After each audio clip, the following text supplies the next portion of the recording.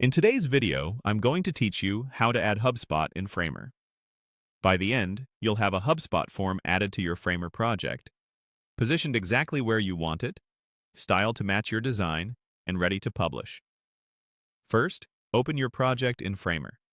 With your canvas in view, click Insert to open the Components panel.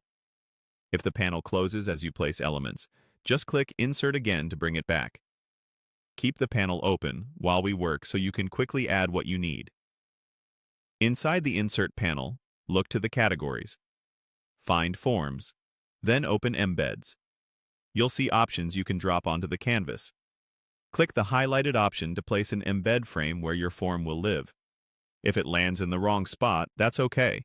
We'll fix it with layout tools in a moment. Select the new element and move to the right-hand sidebar. Start with position to control how the element sits within its parent. Use pins and alignment to anchor it and make sure it behaves well across breakpoints. Next, go to size and set width and height. A common approach is to let width fill the container while keeping a comfortable height for the form, especially on mobile. Jump to overlays if you want depth. Soft shadows or a subtle glow can help the form stand out without overpowering your design. In styles, adjust background, borders, and radius so it looks consistent with your brand.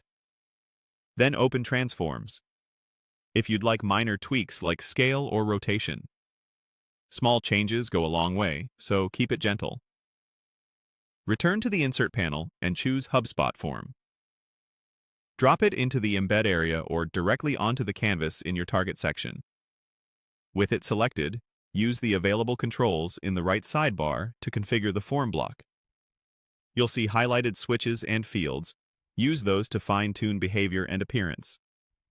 To preview visibility states, toggle Show to confirm it appears as expected. Then Hide to ensure it collapses cleanly.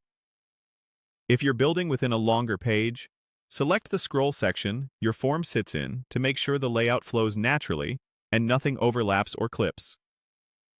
For advanced interactions, open Code Overrides. This is where you can attach custom logic later if needed. If you don't need custom behavior, simply confirm everything looks good in preview. When you're happy with the placement, styling, and behavior, click Publish.